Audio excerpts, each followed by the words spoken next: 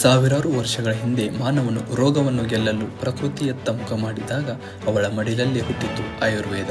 5,000 ವರ್ಷಗಳ ಹಿಂದೆ ಋಷಿಮುನಿಗಳು ಕಾಡುಗಳಲ್ಲಿ ಸಸ್ಯಗಳ ಶಕ್ತಿಯನ್ನು ಅರಿತು ಬೇರು, ಎಲೆ, ಹೂವು ಮತ್ತು ತೊಗಟೆಗಳಿಂದ ಔಷಧಗಳನ್ನು ತಯಾರಿಸಿ ರೋಗಿಗಳಿಗೆ ಜೀವದ ಆಸೆಯನ್ನು ನೀಡಿದರು. ಅಗ್ನಿಯಲ್ಲಿ ಕಷಾಯ, ಸೂರ್ಯನಲ್ಲಿ ಸಂಸ್ಕರಣೆ, ಮಂತ್ರ ಮತ್ತು ವಿಜ್ಞಾನಗಳ ಸಂಗಮದಿಂದ ಔಷಧವು ಜೀವಂತವಾಯಿತು. ಆಯುರ್ವೇದವು ರೋಗವನ್ನು ಮಾತ್ರ ಚಿಕಿತ್ಸೆ ಮಾಡಲಿಲ್ಲ, ರೋಗಿಯ ಜೀವನವನ್ನೇ ಅರ್ಥ ಮಾಡಿಕೊಂಡಿತು. ತಲೆಮಾರುಗಳಿಂದ ತಲೆಮಾರಿಗೆ ಜ್ಞಾನ ಸಾಗಿತು, ಗುರುಗಳಿಂದ ಶಿಷ್ಯರಿಗೆ, ಗ್ರಂಥಗಳಿಂದ ಲೋಕಕ್ಕೆ.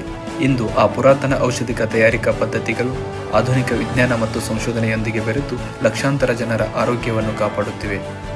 5,000 ವರ್ಷಗಳ ಅನುಭವ, ಪ್ರಕೃತಿಯಿಂದ ಬಂದ ಚಿಕಿತ್ಸೆ, ಮಾನವನಿಗಾಗಿ ಉಳಿದ ಶಾಶ್ವತ ವಿಜ್ಞಾನ ಆಯುರ್ವೇದ. ಕಾಲ ಬದಲಾದರೂ ಆರೋಗ್ಯದ ನಂಬಿಕೆ ಬದಲಾಗಲಿಲ್ಲ. ಪ್ರಕೃತಿ ಔಷಧ ನೀಡಿತು, ಆಯುರ್ವೇದ ಅದನ್ನು ವಿಜ್ಞಾನವನ್ನಾಗಿ ಮಾಡಿತು.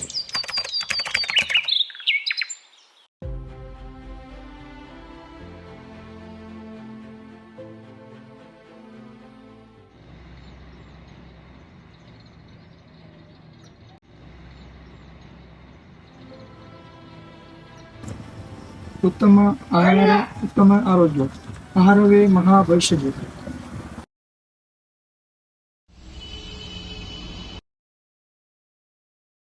ನಮಸ್ಕಾರ ರೀ ಡಾಕ್ಟ್ರೆ. ನಮಸ್ಕಾರ. ವಿಜಯ್ ಡಾಕ್ಟರ್ ಅಂತ ನೀವೇನ್ರಿ? ಹಾ, ನಾವು ಏನ್ ಬರ್ದ್ರಿ ಇದು? ಹೌದ್ರಿ, ಸರಿಯಾಗೈತಿರ್ಲಿ. ಆಹಾರವೇ ಮಹಾ ಔಷಧ.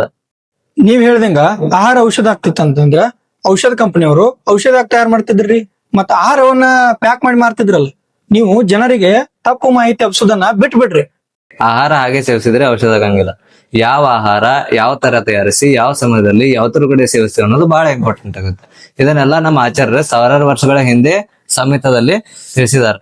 ಈಗ ದುರ್ದೈವ ಏನಂದ್ರ ನಮ್ಮ ಜನ ನಮ್ಮ ಆಹಾರ ಶೈಲಿಯನ್ನು ಬಿಟ್ಟ ಎಲ್ಲಾ ಪಾಲಿಸತ್ತಾರ. ನೀವೇನ್ ಹೇಳತ್ತಾರ ನಂಗೆ ಒಂದೂ ಅರ್ಥ ಆಗ್ತಿಲ್ಲ. ನನಗೆ ಅರ್ಥ ಮಾಡಿಸ್ರಿ, ನಂಗೆ ಏನು ತಿಳಿವಲ್ತು. ಅದನ್ನ ನಾವ್ ಹೇಳೋದಕ್ಕಿಂತ ನಮ್ದೇ ಆದ ಒಂದು ಡಾಕ್ಯುಮೆಂಟ್ರಿ ಐತ್ರಿ, ಅದನ್ನ ನೋಡ್ರಿ ನಿಮ್ಗೆ ಎಲ್ಲಾ ಅರ್ಥ ಆಗತ್ರಿ. ಡಾಕ್ಟರ್, ಅದು ಸ್ವಲ್ಪ ಟ್ಯಾಬ್ದಾಗ ಹಚ್ಕೊಟ್ರಿ.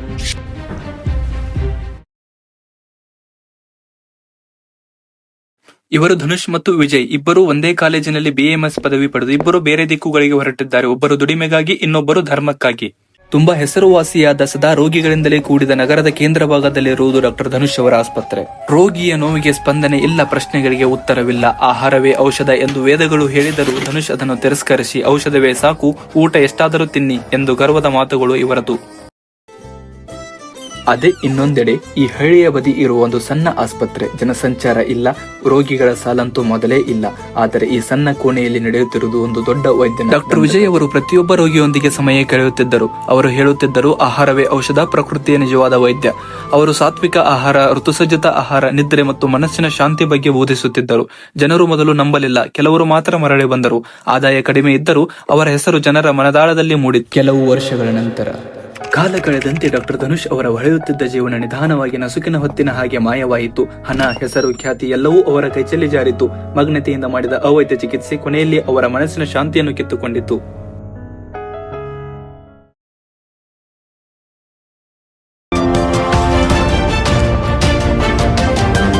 ನಮಸ್ಕಾರ ವೀಕ್ಷಕರೇ, ಏವ ನ್ಯೂಸ್ಗೆ ಸ್ವಾಗತ, ಸುಸ್ವಾಗತ. ನಾನು ನಿಮ್ಮ ರಿಪೋರ್ಟರ್ ಸಂದೇಶ್. ಇವತ್ತು ನಾವು ನಿಮ್ಮೆಲ್ಲರಿಗೂ ಚಿರಪರಿಚಿತರಾದ ಹಾಗೂ ಆಯುರ್ವೇದಿಕ್ ವೈದ್ಯರಾದ ಡಾಕ್ಟರ್ ವಿಜಯ್ ಹಿರೇಮಠ್ ಅವರನ್ನು ಪರಿಚಯಿಸಲಿದ್ದೇವೆ. ಇವರು ವೈದ್ಯಕೀಯ ಕ್ಷೇತ್ರದಲ್ಲಿ ಅನನ್ಯವಾದ ಸಾಧನೆಗಳನ್ನು ಮಾಡಿದ್ದಾರೆ. ಮತ್ತು ನಮ್ಮೊಂದಿಗೆ ಅವರು ಆಹಾರ ಮತ್ತು ಅದನ್ನು ಹೇಗೆ ಸೇವಿಸಬೇಕು ಮತ್ತು ಅವರ ಜೀವನ ಶೈಲಿಯನ್ನು ಪರಿಚಯಿಸಲಿದ್ದಾರೆ. ಬನ್ನಿ ಅವರ ಜೊತೆಗೆ ಸಂದರ್ಶನ. ನಮಸ್ಕಾರ ಡಾಕ್ಟ್ರೆ. ನಮಸ್ತೆ, ಹೇಳಿ. ನಿಮ್ ಬಗ್ಗೆ ನಾವು ಬಹಳ ಕೇಳ್ಪಟ್ಟಿರೋದು ಏನಂದ್ರೆ, ನೀವು ಬರೀ ಆಹಾರದಿಂದನೇ ರೋಗ ಗುಣ ಮಾಡ್ತೀರಂತೆ, ಆಹಾರಕ್ಕೆ ಬಹಳ ಪ್ರಾಮುಖ್ಯತೆ ಕೊಡ್ತೀರಂತೆ. ಅದ್ರ ಹಿಂದೆ ರಹಸ್ಯ ಏನಂತ ಸ್ವಲ್ಪ ಹೇಳ್ತೀರಾ? ನೋಡಿ ಸರ್, ಆಹಾರನೇ ಬಹಳ ಇಂಪಾರ್ಟೆಂಟ್ ಆಗಿರೋ ಫ್ಯಾಕ್ಟರ್. ಈಗ ಆಹಾರದಿಂದನೇ ಆರೋಗ್ಯ, ಆಹಾರದಿಂದನೇ ಅನಾರೋಗ್ಯ. ನಾವು ಬರೋ ಪೇಷಂಟ್ಗೆ ಫಸ್ಟ್ ಅವರು ಪ್ರಕೃತಿ ಅಸೆಸ್ಮೆಂಟ್ ಮಾಡಿ ಅವರಿಗೆ ಒಂದು ಪ್ರಕೃತಿ ಕಾರ್ಡ್ ಅಂತ ಕೊಡ್ತೀವಿ. ಆ ಕಾರ್ಡಿನಲ್ಲಿ ಇರುವ ಹಾಗೆ ಅವ್ರ ಪ್ರಕೃತಿ ಅನುಸಾರವಾಗಿ ಅವರಿಗೆ ಫುಡ್ ಏನ್ ಸಪ್ಲೈ ಆಗುತ್ತಲ್ಲ, ಅದು ನಮ್ಮ ಹಾಸ್ಪಿಟಲ್ ಕ್ಯಾಂಟೀನ್ ಇಂದಾನೇ ಆಗುತ್ತೆ. ಇದರಿಂದ ಅವರು ಜಲ್ದಿ ರೋಗ ಮುಕ್ತರಾಗಲು ಬಹಳ ಇಂಪಾರ್ಟೆಂಟ್ ಆಗುತ್ತೆ. ಯಾವ ತರ ಆಹಾರ ಕೊಡ್ತೀರಿ ಮತ್ತೆ ಏನಕ್ಕೆ ಯೂಸ್ ಆಗುತ್ತೆ ಅದ್ರ ಬಗ್ಗೆ ಸ್ವಲ್ಪ ವಿವರಣೆ ಕೊಡ್ತೀರಾ? ಇಲ್ಲ ಸರ್, ತಪ್ಪು ತಿಳ್ಕೊಬೇಡಿ. ಇವತ್ತು ನಮ್ಮಲ್ಲಿ ಬಹಳ ಪೇಷಂಟ್ ಇದಾವೆ, ಹಾಗಾಗಿ ನಮ್ಮಲ್ಲಿ ಇಬ್ರು ಡಾಕ್ಟರ್ಸ್ ಇದಾರೆ. ಅವ್ರು ನಿಮ್ಗೆ ಸುವಿವರವಾಗಿ ಎಲ್ಲ ತಿಳಿಸ್ಕೊಡ್ತಾರೆ. ಬನ್ನಿ ಅವ್ರ ಹತ್ರ ಹೋಗೋಣ. ಓಕೆ. ಡಾಕ್ಟರ್ ರಮೇಶ್ ಹಾಗೂ ಇವರ ಹೆಸರು ಡಾಕ್ಟರ್ ರಾಘವ್ ಅಂತ. ನನ್ನ ಹತ್ರ ಬರೋ ಪೇಷಂಟ್ಸ್ 5 ನಿಮಿಷ ನನ್ನ ಹತ್ರ ಇದ್ರೆ ಅರ್ಧ ಗಂಟೆ ಇವ್ರ ಹತ್ರ ಇದ್ದು ಆಹಾರ ಸಲಹೆ ಎಲ್ಲ ತಗೋತಾರೆ. ಇವರು ಆಹಾರದ ಬಗ್ಗೆ ಹೇಳ್ತಾರೆ, ಅದು ಅವರು ವಿರುದ್ಧ ಆಹಾರ. ನಾವ್ ಯಾವ ತರ ಆಹಾರ ಸೇವಿಸ್ಬೇಕು ಮತ್ತೆ ಯಾವ ತರ ಆಹಾರ ಯಾವ ರೋಗನ ತಡೆಗಟ್ಟುತ್ತೆ ಅದ್ರ ಬಗ್ಗೆ ಸ್ವಲ್ಪ ವೀಕ್ಷಕರಿಗೆ ತಿಳಿಸ್ಕೊಡ್ತೀರಾ? ನೋಡಿ, ಇವಾಗ ಆಹಾರ ಅನ್ನೋದು ತುಂಬಾ ದೊಡ್ಡ ಕಾನ್ಸೆಪ್ಟ್. ಇವಾಗ ನಾವು ಆಹಾರ ನೋಡೋದಾದ್ರೆ ಆಹಾರನ ತುಂಬಾ ವರ್ಗಗಳಾಗಿ ವಿಂಗಡಿಸ್ಯಾರ. ಸುಖಧಾನ್ಯ, ಸಿಂಬಿಧಾನ್ಯ, ಕೃತಾನ್ನ ವರ್ಗ, ಕ್ಷೀರವರ್ಗ, ಮಾಂಸವರ್ಗ, ಈ ತರ ಹಲವಾರು ವರ್ಗಗಳು ಬರ್ತಾವೆ. ಕೆಲವೊಂದು ರೋಗಗಳನ್ನು ನೋಡೋದಾದ್ರೆ ನಾವು ಕೆಲವೊಂದು ರೋಗಗಳನ್ನ ಬರೀ ಆಹಾರದಲ್ಲೇ ಗುಣ ಮಾಡ್ಬೋದು. ನಾವು ನೋಡೋದಾದ್ರೆ ನಾವು ಆಲ್ಮೋಸ್ಟ್ ಅಲ್ಲಿ ಎಲ್ಲಾರು ಊಟ ಮಾಡ್ಬೇಕಾದ್ರೆ ಫೋನ್ ನೋಡೋದು, ಲ್ಯಾಪ್ಟಾಪ್ ನೋಡೋದು, ಈ ತರ ಎಲ್ಲ ಮಾಡ್ತಾರೆ. ನಾವು ಏನ್ ಊಟ ಮಾಡ್ತೀವಿ ಅನ್ನೋದು ಇಂಪಾರ್ಟೆಂಟ್, ಜೊತೆಗೆ ನಾವು ಹೆಂಗ್ ಊಟ ಮಾಡ್ತೀವಿ ಅನ್ನೋದು ಬಹಳ ಇಂಪಾರ್ಟೆಂಟ್. ಆದ್ರೆ ನಾವು ಆಹಾರ ಊಟ ಮಾಡ್ಬೇಕಾದ್ರೆ ನಾವು ಏನ್ ತಿಂತಿದೀವಿ ಅದನ್ನ ನಾವು ಸವಿಯುತ್ತಾ ಊಟ ಮಾಡ್ಬೇಕು. ನಾವು ಊಟ ಮಾಡ್ಬೇಕಾದ್ರೆ ನಮ್ಮ ಮಾನಸಿಕ ಸ್ಥಿತಿ ತುಂಬಾ ಸ್ಥಿರವಾಗಿರ್ಬೇಕು ಮತ್ತು ನಾವು ಏನೇ ಊಟ ಮಾಡ್ಲಿ ಅದನ್ನ ಸಂತೋಷದಿಂದ ಊಟ ಮಾಡ್ಬೇಕು. ಪರ್ಟಿಕ್ಯುಲರ್ ರೋಗಗಳಿಗೆ ಯಾವ ತರ ಆಹಾರ ತಗೊಬೇಕು ಅಂತ ಸ್ವಲ್ಪ ಉದಾಹರಣೆ ಕೊಡ್ತೀರಾ? ಇವಾಗ ಹಂಗ್ ಪರ್ಟಿಕ್ಯುಲರ್ ಆಗಿ ರೋಗ ಅಂತ ಹೇಳಕ್ಕಾಗಲ್ಲ, ಬಟ್ ಕೆಲವೊಂದು ರೋಗಗಳಿಗೆ ನಾವು ಆಹಾರದ ಮೂಲಕನೇ ಆರಾಮ್ ಮಾಡ್ಬೋದು. ಇವಾಗ ಹಂಗ್ ನೋಡೋದಾದ್ರೆ ನೋಡ್ರಿ, ಇವಾಗ ನಾರ್ಮಲಿ ಮೂಗಲ್ಲಿ ರಕ್ತ ಸೋರುತ್ತೆ ಅಂತ ಹೇಳ್ತಾರೆ, ಅವರಿಗೆ ನಾವು ಔಷಧಿ ಜೊತೆಗೆ ಎಳ್ನೀರ್ ಗಂಜಿ ಇದ್ರಿಂದ ಆರಾಮ್ ಮಾಡ್ಬೋದು. ಇವಾಗ ನೋಡ್ರಿ, ಕೆಲವೊಬ್ಬರಿಗೆ ಏನಾಗಿರುತ್ತೆ, ಸೆಮೆನ್ ಕೌಂಟ್ ಕಡಿಮೆ ಆಗಿರುತ್ತೆ, ಅವ್ರಿಗೆ ನಾವು ಔಷಧಿ ಬದ್ಲಿ ಹಾಲು, ತುಪ್ಪ, ಸಕ್ಕರೆ ಇದನ್ನ ನಿತ್ಯ ಸೇವನೆ ಮಾಡೋದ್ರಿಂದ ಅವ್ರಿಗೆ ಸೆಮೆನ್ ಕೌಂಟ್ ಹೆಚ್ಚಿಗೆ ಆಗುತ್ತೆ. ಇದು ಮೋಸ್ಟ್ಲಿ ದೊಡ್ಡ ಪ್ರಾಬ್ಲಮ್. ಇವಾಗ ಎಲ್ಲರೂ IVF ಗೆ ಹೋಗ್ತಾ ಇದ್ದಾರೆ. ಅವರು ಈ ತರದ ಆಹಾರಗಳ ಸೇವನೆಯಿಂದ ಅದನ್ನ ಇಂಪ್ರೂವ್ ಮಾಡ್ಕೋಬಹುದು. ಮತ್ತೆ ಯಥೇಚ್ಛವಾಗಿ ಬಾಯಾರಿಕೆ ಆಗ್ತಿರುತ್ತೆ ಅಂತ ತಿಳ್ಕೊರಿ, ಅವರು ದ್ರಾಕ್ಷಿ ಜ್ಯೂಸ್ ಕುಡಿಬೇಕು. ಇವಾಗ ನೋಡ್ರಿ, ಮಂಡಿ ನೋವು ಅಂತ ಬಹಳ ಜನ ಮಂಡಿ ನೋವಿಂದ ಬರ್ತಾರೆ, ಅವ್ರಿಗೆ ನಾವು ಔಷಧಿ ಜೊತೆಗೆ ನಾವು ನಿತ್ಯ ಸೇವನೆವಾಗಿ ಅಸ್ಥಿಶುಂಕಲ ಅಂತ ಬರುತ್ತೆ, ಅದ್ರ ಚಟ್ನಿ ಯೂಸ್ ಮಾಡ್ಬೋದು. ನೋಡ್ರಿ, ಕೆಲವೊಂದು ಪ್ರಾಡಕ್ಟ್ ಗಳು ಸಿಗ್ತಾವೆ ಪ್ರಕೃತಿಯಲ್ಲಿ ಆಹಾರದ ರೂಪದಲ್ಲಿ, ತರಕಾರಿಗಳಾಗಿರ್ಬೋದು, ಹಣ್ಣುಗಳು. ಅವು ಪ್ರತಿಯೊಂದು ಸೀಸನ್ ನಲ್ಲಿ ಸಿಗುತ್ತೆ ಅಂತಂದ್ರೆ ಆ ಸೀಸನ್ ನಲ್ಲಿ ನಾವು ಅದನ್ನ ಸೇವನೆ ಮಾಡ್ಬೇಕು. ಸೇವನೆ ಮಾಡೋದ್ರಿಂದ ನಮ್ಮ ಆರೋಗ್ಯ ಕಾಯ್ದುಕೊಳ್ಬಹುದು. ನಮ್ಮ ಊಟ ಹೆಂಗಿರ್ಬೇಕಪ್ಪ ಅಂದ್ರ, ಬೆಳಗ್ಗೆ ರಾಜನ್ ತರ ಊಟ ಮಾಡ್ಬೇಕು, ಮಧ್ಯಾಹ್ನ ಬಡವನ್ ತರ ಊಟ ಮಾಡ್ಬೇಕು, ರಾತ್ರಿ ಭಿಕ್ಷಕನ್ ತರ ಊಟ ಮಾಡ್ಬೇಕು. ಸರ್, ಈಗ ಆಯುರ್ವೇದಿಕ್ ಪ್ರಕಾರ ನಾವು ಮಾಂಸ ಸೇವನೆ ಮಾಡ್ಬೇಕಾ ಬೇಡವಾ ಅಂತ ಸ್ವಲ್ಪ ಹೇಳ್ತೀರಾ? Good question. ಆಯುರ್ವೇದಿಕ್ ಪ್ರಕಾರ ಅಂತ ಬಂದ್ರೆ ನರಿಶ್ಮೆಂಟ್ ಗೆ ಆಚಾರ್ಯರು ಮೆನ್ಷನ್ ಮಾಡಿರೋದೇ ಮಾಂಸರಸ. ಇದು ಗುಡ್ ಫಾರ್ ನರಿಶ್ಮೆಂಟ್. ಹೊಟ್ಟೆಯಲ್ಲಿ ಅರ್ಧ ಭಾಗ ಊಟ, ಕಾಲ್ ಭಾಗ ನೀರು, ಕಾಲ್ ಭಾಗ ಖಾಲಿ ಇರ್ಬೇಕು. ಇದು ಪ್ರಾಪರ್ ಡೈಜೆಷನ್ ಹೆಲ್ಪ್ ಮಾಡ್ತೈತಿ. ಪ್ರಾಪರ್ ಡೈಜೆಷನ್ ಆತಂದ್ರ ನಮ್ಗೆ ನ್ಯೂಟ್ರಿಷನ್ ಸಿಗ್ತೈತಿ, ಬಾಡಿ ಡೆವಲಪ್ಮೆಂಟ್ ಆಗುತ್ತ. ನಾವು ಊಟದಲ್ಲಿ ಷಡ್ರಸ ಅಂತ ಹೇಳ್ತೀವಿ. ಊಟದಲ್ಲಿ ಷಡ್ರಸ ಇತ್ತು ಅಂತಂದ್ರೆ ನಮಗದು ನರಿಶ್ಮೆಂಟ್ ಆಗುತ್ತೆ ಪ್ರಾಪರ್ ಆಗಿ. ಸರ್, ಈ ವಿರುದ್ಧ ಆಹಾರ ಅನ್ನೋ ಕಾನ್ಸೆಪ್ಟ್ ಏನು ಮತ್ತೆ ಯಾವ ತರ ಆಹಾರ ನಾವು ಅವಾಯ್ಡ್ ಮಾಡ್ಬೇಕು ಅದ್ರ ಬಗ್ಗೆ ಸ್ವಲ್ಪ ಹೇಳ್ತೀರಾ? ಹೌದು, ಈ ವಿರುದ್ಧ ಆಹಾರ ಎಂಬುದು ಆಚಾರ್ಯರು ತುಂಬಾ ವರ್ಷಗಳ ಹಿಂದೆಯೇ ಹೇಳಿದ್ದಾರೆ. ವಿರುದ್ಧ ಆಹಾರ ಎಂಬುದು ತುಂಬಾ ಅಪಾಯಕಾರಿ ಆಹಾರ ವಿಧಾನ.